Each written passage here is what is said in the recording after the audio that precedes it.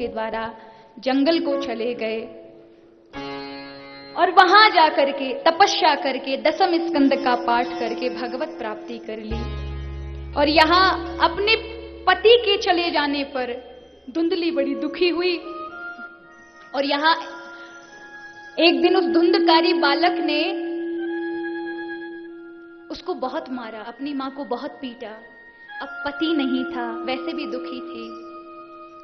आज दुखी होकर के गई और रात्रि में जाकर कुएं में पड़ गई कि दुर्गति हो, इससे अच्छा है मैं आत्महत्या कर लूं। अब वो तो महाराज ना मां बची ना पिता बचा, बड़ा निश्चिंत हो गया। घर में 5 वेश्याओं को ले आया और जो संपत्ति थी उन वेश्याओं को खूब लुटा दी। अब कुछ बचा नहीं। अब वैश्या तो जिनके पास पैसा उन्हीं की है। अब उसने देखा कि कैसे ही मुझे मिले, ये कहीं मुझसे दूर ना हो जाए, तो चोरी करने लगा, अपराध करने लगा, लुटेरा बन गया। याद रखिए, ये 5 वेश्याएं जो है ना, ये समाधि भाषा है, ये धुंधकारी हम हैं। ये 5 इंद्रियां ही तो हमें छलती हैं। आंख हमेशा भगवान के दर्शन करना चाहे तो ये सबसे बड़ी खुशनसीबी गुरु कृपा है कि आपकी दृष्टि भगवत दर्शन करना चाहती है। आपके भावों की प्रधानता है। आपके कान व्यर्थ की बातें, व्यर्थ के राग आदि नहीं सुनना पसंद करते, भगवत नाम सुनना पसंद करते हैं, तो आप पर महती गुरु की कृपा है। आपकी जिह्वा भगवत नाम लेना, अच्छे कार्य करना, अच्छा बोलना, यदि उसके जीवन में अच्छी वाणी का सदुपयोग कर रही है, भगवत नाम ले रही है, तो ये गुरु कृपा है। और आप धार्मिक हैं, आप भगवत भक्त हैं। लेकिन इन इंद्रियों ने आपको अगर सता रखा है, आंख यदि, इसीलिए हमारे संत महापुरुष मना करते हैं कि इन दृष्टि से, इन आंखों से कभी गलत चीजें ना देखें, क्योंकि गलत चीज यदि आप देखते हैं, इन आंखों से मन पर प्रभाव पड़ता है और मन चंचल हो जाता है, फिर उन विषयों की ओर यात्रा करने लग जाता है, क्योंकि क्षणिक ही सही पर उसे उसमें बड़ा सुख की अनुभूति होती है। कान यदि भगवत नाम को छोड़ करके व्यर्थ की बातें सुन रहे हैं, चुगली सुन रहे हैं, नायिका नायकों के गाने सुन रहे हैं, उनमें ज्यादा रस आ रहा है, ठीक है, एक दुनिया में रहते हैं आप, तो ये भी ठीक है कि हाँ आप सुने, अच्छी बात है, लेकिन जब भगवान के सत्संग की आए तो कान लग जाने चाहिए सत्संग की ओर, भगवत नाम की ओर, वहां मन ऊबना नहीं चाहिए। लेकिन हम इतने विषयी हो जाते हैं, ये विषयी तो हमको मारते हैं। याद रखिए, इन विषयों से कभी किसी को तृप्ति नहीं हुई है। कभी आंखों ने मरते समय भी आपसे कहा कि बस बहुत देख लिया, बंद कर लो।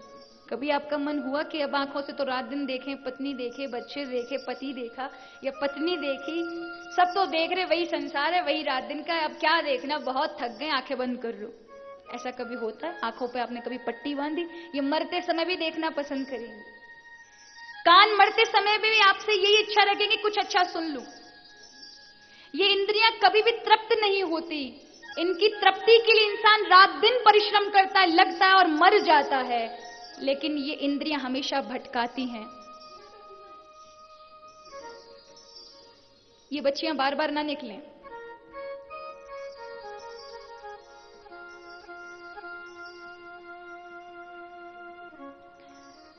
कृपा कर शांति का वातावरण बनाकर रखें, क्योंकि अशांत रहेंगे तो कथा मेरे से तो होती नहीं महाराज।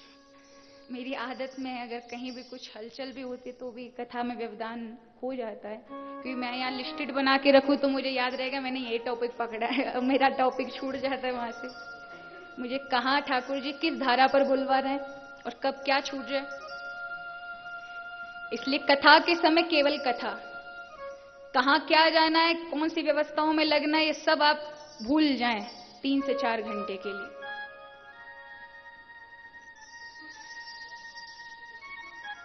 तो आज महाराज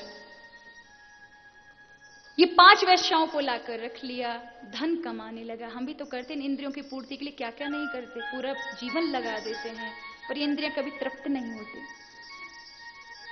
फिर भी निराशा हाथ लगती है। आज गाय के बेटे ने देखा तो गया जी में जाके अपने माता पिता का पिंडदान कर दिया। यहां उन 5 वेश्याओं ने देखा कि बहुत सारा धन ये लूट लूट के लेकर धुंधकारी आ गया और बहुत सारा धन है, हम इसकी गुलामी कब तक करेंगे, क्यों ना इसका काम तमाम करके सारा धन लेकर अपन चली चलें। और महाराज रात्रि को योजना बनाई, वो बहुत सारा धन लूट कर लेकर आया और रात्रि में उसको बांध करके उसके मुंह में कोयले भर दिए, जलते हुए अंगारे, और तड़प तड़प की उसकी मृत्यु हुई। खोद गड्ढा और वहीं उसे गाड़ करके सारा धन लेके भाग गई। और उसने कोई अच्छे काम तो किए नहीं थे, कुछ धार्मिक कर अपने माता पिता को सताया, जिन्होंने उसको पालन पोषण किया, समाज को परेशान किया, अधर्म किया, गलत कार्य किए, जिसके कारण महान प्रेत बन गया। अब कुछ लोग कहते क्या पुनर्जन्म होता है, कैसे विश्वास करें? अरे महाराज, आपको विश्वास करना ही पड़ेगा। कर्मों के विधान से ही, कर्मों के कारण ही ये संसार चक्र चलता है। आपने देखा ना, एक छोटा सा बालक है, अभी नवजात है, 2-2.5 महीने का, इतनी बुरी बीमारी से ग्रसित है, उसने कौन से पाप पुण्य किए हैं? वो तो अभी कर्म करने में भी समर्थ नहीं है। क्या पाप होता है, क्या पुण्य है, उसका भी उसको ज्ञान नहीं है। वो क्या पाप करेगा, लेकिन उसको भयानक बीमारी ने ग्रसित कर लिया। ये पूर्व के कर्मों का ही कारण है, पूर्व के कर्मों का ही प्रभाव है। भाग्य और कर्म में क्या फर्क है? जब आप अच्छा कर्म करते हैं तो भाग्य का निर्माण होता है, और भाग्य आपके सामने परिस्थितियां लाकर खड़ी कर देता है, कभी अच्छी परिस्थितियां और कभी गलत परिस्थितियां, कभी सुख तो कभी दुख। आपका जैसा कर्म रहा वैसा आपका भाग्य बन जाता है, वो फिर भाग्य हो व दुर्भाग्य हो।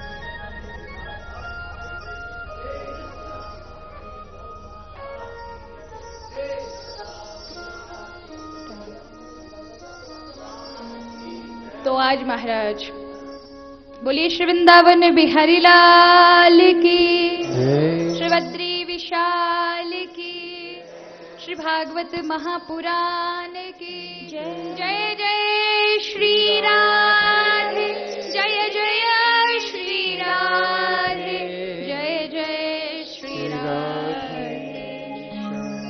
परम पूज्य, परम वंदनीय श्री दादा श्री जी के चरणों में कोटि कोटि दंडवत प्रणाम। उनके साथ पधारे सभी भक्तजनों को भी कोटि कोटि दंडवत प्रणाम। आइए, आगे कथा ऐसी आती है कि धुंधकारी महान प्रेत बन गया। तब गौकर्ण जी ने जाके गया जी में पिंडदान किए, फिर भी उसकी मुक्ति नहीं हुई। अपने भाई को आकर बताया कि मैं महान प्रेत की योनि में हूं। तब गौकर्ण जी ने श्रीमद् भागवत अनुष्ठान करवाया और जिसके कारण उस महान प्रेत की निवृत्ति हुई प्रेत पीड़ा से। धन्यम भागवती वार्ता प्रेत पीड़ा विनाशिनी, कहता हुआ भगवत धाम को गया।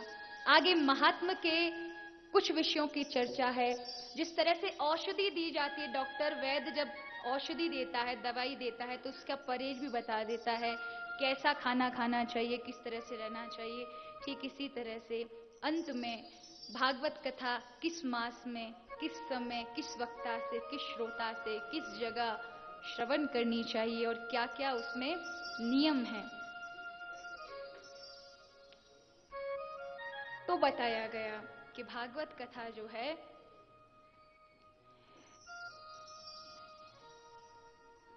कई मासों में आप श्रवण करके मोक्ष के अधिकारी बन सकते हैं। अश्विनो जो मार्ग से सुचिर नभा एता माशे कथारंभे श्रोत्राणाम मोक्ष सूचका। कार्तिक मास में, माघ मास में, अश्विनी मास में, फागुन मास में, इन मासों में यदि आप कथा श्रवण करते हैं, माघ मास में, पुरुषोत्तम मास में, इन मासों में आप श्रवण करते हैं तो मोक्ष के अधिकारी बनते हैं। लेकिन भागवत कथा मुहूर्त देखकर कभी नहीं करनी चाहिए, क्योंकि भागवत कथा का विचार जिस समय आए उससे अच्छा मुहूर्त कोई नहीं होता। कहा जाता है कि समय भागवत कथा ही सबसे, भागवत कथा का सुनना और विचार आना ही सबसे अच्छा समय है। कुछ लोग क्या करते, पत्रा पुत्री के चक्कर में पड़ लेते हैं महाराज। अब आप बताइए, अच्छे काम के लिए पत्रा क्यों देखते हैं? अच्छे काम तो तत्क्षण करने चाहिए क्योंकि समय अल्प है, और अच्छे काम हो जाने चाहिए क्योंकि अच्छे काम के लिए विचार जल्दी आते हैं, कम हैं, और जाते बहुत जल्दी हैं। और बुरे विचार आते बहुत जल्दी और जाते बिल्कुल भी नहीं है, जाने का नाम नहीं लेते हो। तो विचार आते ही पत्रा के चक्कर में मत पड़िए। वही समय भागवत कथा का विचार आया, वही समय शुद्ध है, वही समय भागवत निर्धारित करती है, वही मुहूर्त उचित है। अब आप बताइए, अच्छे कामों के लिए आप पत्रा देखते हैं, जब बात आती है कथा की, कोई कहता है आप कथा नहीं करा रहे, बोले क्या करें, अभी गुरुजी ने पत्रा में देख के मुहूर्त नहीं बताया, अभी मुहूर्त नहीं है। अब आप बताइए, लड़ाई झगड़े के लिए आप मुहूर्त देखते हैं? गलत कामों के लिए आप मुहूर्त देखते हैं? कि पंडित जी से पूछे जाते हैं, देखना पत्रा में अभी मैं अपने पड़ोसी से कब लड़ूं, कौन सी तिथि में, कौन से वार में लड़ना है।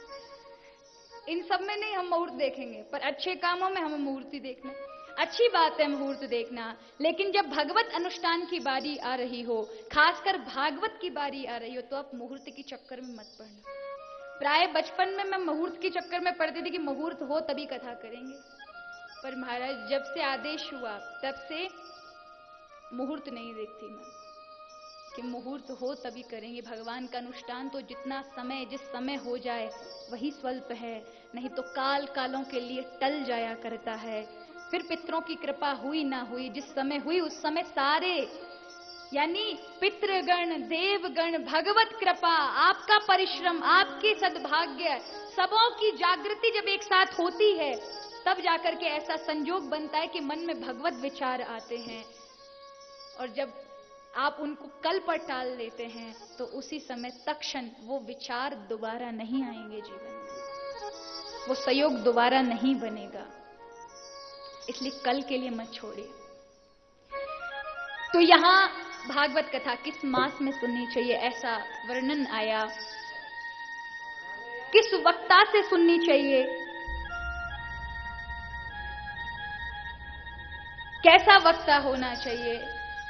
वैष्णवो विप्रो वेद शास्त्र विशुद्धीकृतः, दृष्टांत कुशलो धीरो वक्ता कार्यो अति निष्प्रह।